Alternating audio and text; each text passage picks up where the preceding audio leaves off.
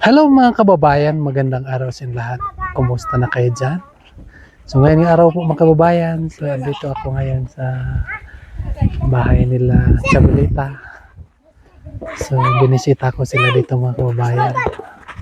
At yung bahay ni Madeline nandun sa gitna. So makikita natin mga kababayan na maganda pa rin yung kanilang mga bahay dito. So gusto ko sanang puntahan si Madeline mga kababayan dyan sa kanyang bahay dahil nag-chat po siya sa akin na baka daw may mga notebook na stocks at manghingi siya ng notebook mga kababayan. So kaya po nandito. Akala ko nandito lang siya ngayon pero wala, dito siya mga kababayan, nandoon daw sa Mapula. So tinanong ko yung kanyang mama kung nasaan si Madeline. So andun daw sa Mapula. Hindi ko maibigay yung notebook mo para sa kanya mga kababayan. Antayin ko muna nga baka uwi siya dito. Sa pista kasi doon sa kanila mga kababayan, doon sa lugar ng kanyang asawa. So dito ang makikita natin dito mga kababayan, noon ay 3 lang bahay, pero ngayon ay nadagdagan na yung mga bahay nila dito. May ano na 1, 2, 3, 4, 5, 6, may 6 na bahay nang nadagdag yan, tulad dyan. Yan, may hindi pa natapos. At saka meron na silang ring. So, meron na silang libangan dito pag hapon. Yan, si mama ni Chabelita. Hello! Hello po! Dito muna tayo mga kababayan at kausapin natin yung tagbalay dito. Hello tagbalay! Ayan. Wow! Kumusta?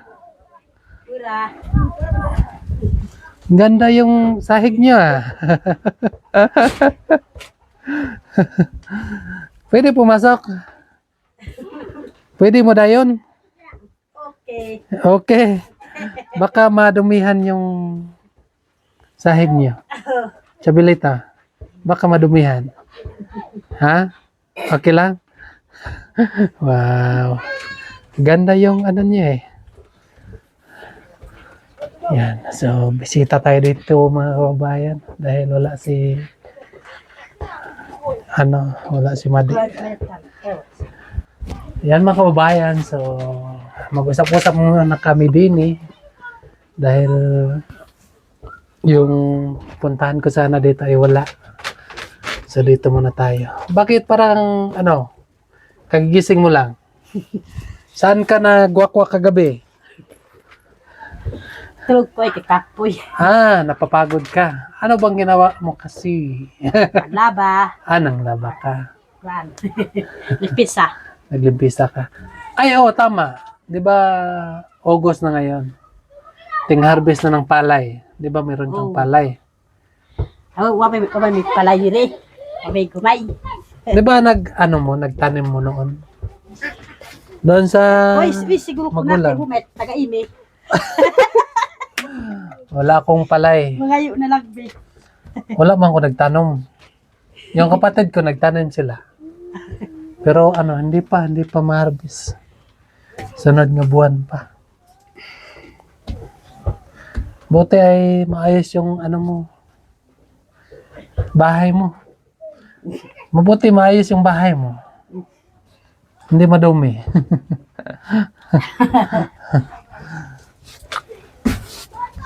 Yan, so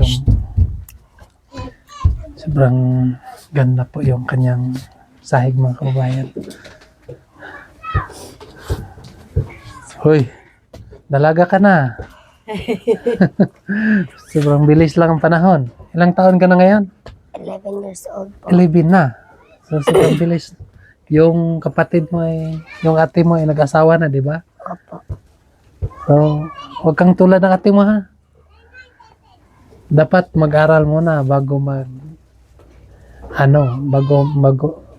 bago mag-uyab-uyab. Ha? So, kumusta na yung pag-aral? Okay lang po. Ay, ayos lang. Marami ka ng mga may mga notebook doon sa bahay. Opo. Pwede ko makuha yun, madala dito para marami kayo dito nag-aral. Marami po. Diyan sa kabila, meron din dyan. Kasi meron doon mga kababayan. Ibigay natin dito sa kanila. Kunti lang yun, mga ilan lang yun. Buti na lang magamit din nila. May pang grade 1, pang grade 2, grade 3, grade 4, gano'n. So, para magamit.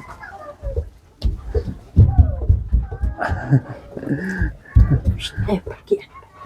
So, nag-eskwela ka kanina? Opo. Ano na palang grade mo ngayon? Grade 6 po. Grade 6 na. So, high school ka na, grade 7 ka na sunod. Opo. Grade 8, grade 9. Mabilis lang ang panahon. Yan, Dan, wala bata. ba bata dan? Wah. Bata kasi. So, ang nag-aral ng anak mo ay 4 na lang. Ang nag-eskwela ng imong anak, 4 na lang. Kasi nag-asawa na yung isa. Sana yung nakatira yung anak mo, yung nag-asawa. Asa siya na puyo? Asa na siya Yan na? lang. Dito gyapon. Dapat may asawa na siya, no? Ano na, sabihan mo nga magpatayo na sila ng bahay din. Ano na may bahay niya? Asan? Balay niya. Ayan. Wow. Hindi pa natapos. Pero matapos din yan. Ano ba yung asawa niya? Bisaya? Pariarat to. Ata?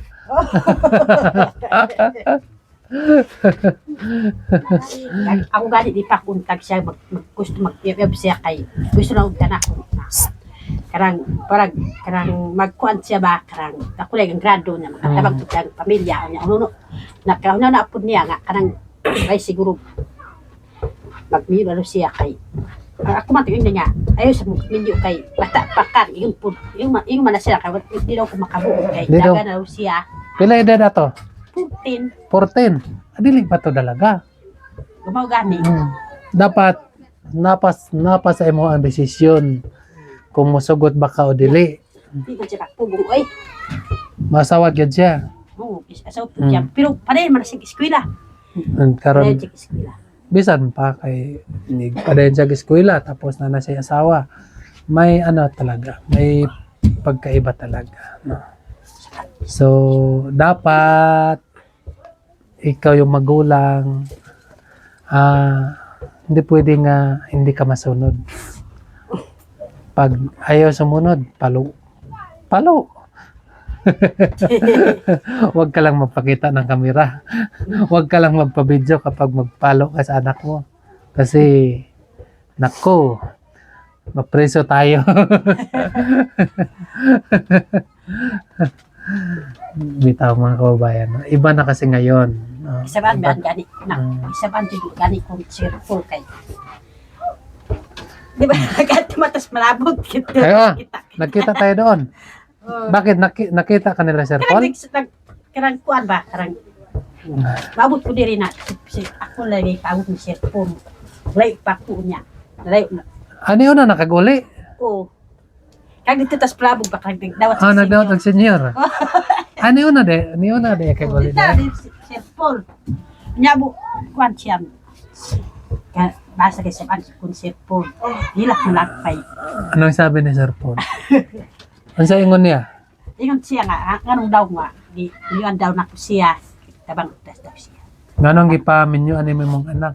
Dapat lang nya gusto na og tanak ko siya nga gusto na punta karang magplan ko siyang mga bata nya makasilputa pud siya sa pinikanan niya tama. na pud niya ambot lang siya mga oras mga bata ya kunya karon nag-ingon pud siya nga ma nagmahay ko ani nga magmahay magmahay man ka nga imo man nagbinuhatan tama. anak kay ayo pag mahay anak kay binuhatan na imo na Ang ingnan eh. Sa una, gipugnan nimo tapos ayaw makinig. Di ba? Sabi mo noon, huwag mag-asawa. Pero hindi siya makinig. Oo. Tapos ngayon, magsisi-sisi siya. Di ba? Pikatan mo sa mata, pikat. Basta ako rin na niya. Ayaw rin taon magmahay. Kahit di malaghikan sa ako na. Gikan man na sa inyo ha. Tama. Sa inyo man ang kabubuton. Pero, listen, pag yun, kay 14 pa ang imong anak. No? Ang lalaki, pilay edad? Ito. Ang lalaki, pilay Oh. edad? 18. Bata pa po di ay, 18 pa. Ayun po, kasi ang... Ako man yung bahalan mo. Piyap lang mo. Basta kay di lang siya ninyo. Basta kay nagkuan. Wa kung nakaibaw nga. Kanang ang lalaki di ay silingan. Ditas diya siya naghigda niya. Nagdulog di ay sila. Nagdulog sila silingan. Oo. Silingan ra di ay. Martis na. Pwede yung sukwa. Mao gan. Kakiat yun Ay, din. nako. Mauna. Silingan ra di ay. Mayo kay silingan ra. Bitaw. Mao gan. Muraga na siya. Ako lang siya badlungon. Dapat sa bata pa imong anak badlungon na nimo. Ayaw guwatangan mo dalaga ni mong anak nga busa pa ning badlungon. Basta Para na bata pa siya. Imong pasidan-an. Pero karon di na gyud pwede nga mamunal tag mga bata. mao gan. Kanang pasidan-an istorya na lang gyud, istoryahan nimo ngayon ana. Kay bawal na gyud karon nga mamunal tag mga bata. Di pareha sa una ba na pwede pa ta mamunal sa mga bata. Pero karon ambot lang, pero sa akong side di man po pwede nga di nato bunalan gud ang bata basta kay makasala, di ba? Hindi man gud sila matagam kung di nato bunalan. Ang problema lang kasi karon kay dana tay gisunod nga balaod. Di na gyud pwede mamunal. Kay kanang atong ipamunal sa tong anak mo nay makapreso po sa ato. Oo, mao gani. Ako man to ingon nga. Nag-iyon po ang bata nga. Mayo pa day ikaw ang muadto bang dito. Kung na daw pulis mo andi diri niya. Mayo pa day ako rin at bang dito siya man dagwato bang. Gihadlok nimo. Ha? Gihadlok din nimo nga Oo. Mao gani ihadlok ka na ko siya niya di man siya magkuan. Mao gani ay gani ko ka. Sus, bahala chika niya ay. Ya. Lapit kan tunggawan akong asawa ang kuan. Kay gusto dili punta siya. Gusto magminyo ang iyang anak kay gusto unta nakaingon pud siya murag nasuko siya ba. Ingon pud siya naon sa may taon mo oy. Dili di mo makabaw sa inyong ginikanan. Yung siya gusto ang na iyang amahan. gusto unta niya nga maka-eskwela pag yun.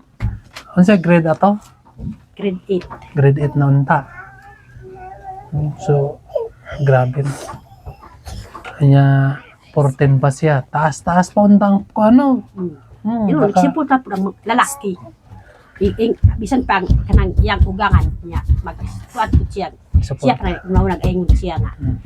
Panayon daw siya ka-eskwelaho.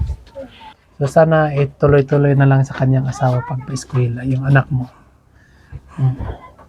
At may bahay naman sila, di ba? So mabawas-bawasan na yung gastusin. So ganun lang talaga kahit pilitin natin ang bata nga ayaw muna mag-asawa basta kagustuhan na nila, wala tayong magagawa. Kaya ikaw, focus muna sa iyong pag-eskwela. Huwag mo na yung mag-isip ng kahit ano-ano. Ang isipin mo nga makatulong ka sa iyong magulang, makatulong ka sa iyong kapatid, gano'n. Habang may tao pang tumulong sa iyo na sponsor, no, so mag-aral ka, no. So ang susi sa kinabukasan ay andyan pa sa iyo ngayon, no. Ang pag-eskwela nimo. So kapag di na ka mo eskwela, ang plano nimo unsa ganin mong gusto, teacher. Kung gusto nimong teacher, wala na. Hindi ka mo eskwela. So dapat, kung plano, focus. Eskwela ko, kay gusto ko maging teacher, gano'n. Ay para makatabang ko sa akong mga magulang. Ano? Diba? Dili nga mag-uyab-uyab. Na ako'y nadunggan nga nag-uyab-uyab na daw ka. Totoo ba? Totoo ba yung mga marites nga nagjuwa-juwa ka na daw? Hindi po. Ha? Hindi? Promise? Promise hindi totoo? Huwag mo na magjuwa-juwa. Ha? Dalaga ka na. Ilang ano lang na yung nagtataka ako mga kababayan kasi yung nagpunta-punta ako dito noon. December, Yung- December, tinayinya niya. Lucy na siya. Nung bata pa siya, pagka ngayon tingin ko, nagtataka ko, tinanong ko pa siya, ikaw si Chabelita? Sabi niya, oo ako. Kasi biglang nagdalaga siya mga kababayan. Pero, payo ko lang sa'yo, pagpatuloy mo lang yung nasimulan mo, yung kabaitan mo, at dapat laging masunurin sa magulang. Kung anong sabi ng magulang sa'yo, huwag mo na magjuwa-juwa, dapat sundin mo yung magulang mo. Kasi walang sinabi ng magulang na ikakasira sa iyong kinabukasan. Lahat ng isabi ng magulang ay ikakabuti sa iyo. Kasi kapag hindi mo yan sundin, dumating yung panahon na magsisi ka rin balang araw. So dapat sundin mo yung payo ng mga magulang. At siyempre sa amin kay Sir Paul, sundin mo lang yun. Diba? Kasi hirap no, ikaulit ko na sa iyo pag huminto kayo sa iyong pag-eskwela, hirap kasi ang hanap buhay dito ay mag-journal lang tulad ng tatay mo. So yung pag-journal, igagalang naman natin yan mga kababayan kasi yun po ay pinagpawisan, pinagpaguran, no? Pero mas maganda kasi yung meron sana tayong natapos, makatrabaho tayo ng medyo magaan-gaan, medyo maganda-ganda, di ba? Kaysa wala tayo natapos nga doon lang tayo magbilad lang tayo ng araw tulad ng mama mo, tulad sa akin, di ba? So, buti na lang sa akin mga kababayan, may tao talagang ginamit ng Panginoon. Kaya ay medyo maiba yung paghanap ko. Siguro ngayon kapag wala pa, nasaan siguro akong bundok ngayon, nagputol ng kahoy. So, thank you po talaga kay Sir Paul sa kanyang pagtulong sa akin. No? So, hanggang ngayon ay andito pa rin ako. No? So, kung wala pagigamit sa Panginoon si Sir Paul mga kababayan, so, grabe yun kalisod sa kinabuhi. No?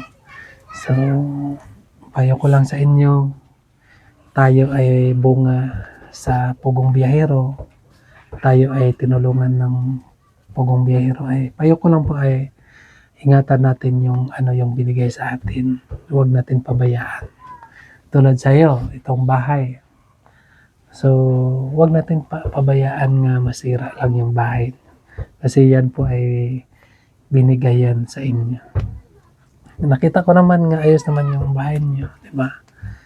Maayos naman po, ay hindi naman madumi mga kababayan. So, salamat sa pag-alaga sa bahay nga binigay ng Pugong Biyahero.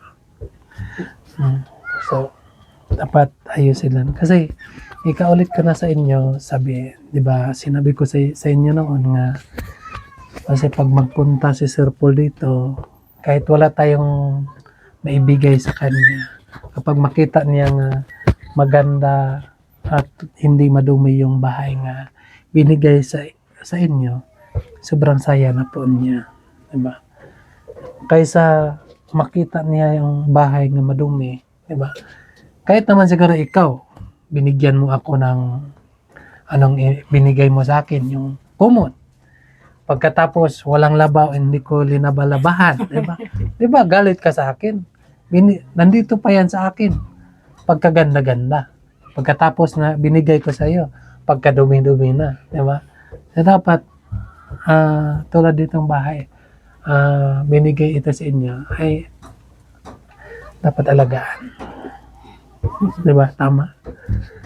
Tama, Jabelita. Opo. So, wala naman akong isabi sa inyo sa pag-alaga ninyo dito sa bahay. No? So, ito, masabi ko sa inyo ay hindi na imposible nga makapatayo ng bahay. 'Di ba? Parang hindi na tayo makapatayo ng bahay. Kasi ito lang talaga yung siguro iwan ko, hindi ko rin alam mga kababayan, pero parang feeling ko ba nga itong pinapatayo ng bahay para sa inyo ay blessing talaga ito sa Panginoon. Parang murag wala na bitaw sunod pa ingon ana, no? Pag masira ning balay ninyo, madaot ning balay ninyo, murag wala na kasunod ingon ana ba? Yun lang po ang naisip ko. Yun lang na. So kaya ay masabi ko sa inyo, ingatan niyo ang bahay. Linisan, ganon. Pagkatapos ay si Jabelita ay habang nag-aaral, ikaw ay maglinis ng bahay. At pag makatapos si Jabelita mag-eskwela, makaturo na siya, makatrabaho na siya. So, dyan pa siguro makapatayo ulit ng bahay. Kasi may income na si Jabelita. Pero ang problema lang po, kung magjuwa-juwa na si Jabelita niya, wala pa katrabaho, nagjuwa-juwa na, useless gyapon. So, ang usapan, bawal mo na magjuwa-juwa, no? Tama, di ba?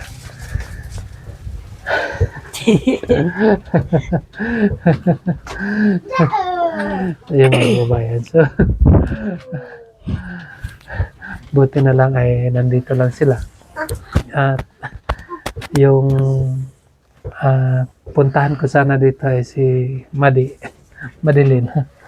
Pero wala siya dito mga kabayan. So, napadpad na ako dito sa Magina. At saka ngayon, ayos lang kayo. Maayos lang kayo dito. Mabuti naman yung asawa mo ay masipag. Laging may trabaho.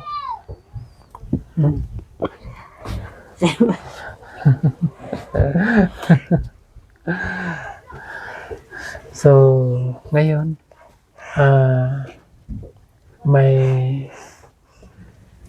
gusto ka bang sabihin kay Jabelita? Na ba kay gustong isulti kay Jabelita? Ano may gusto na yung isulti kay Jabelita? Sunod na lang siyang ate magminyo.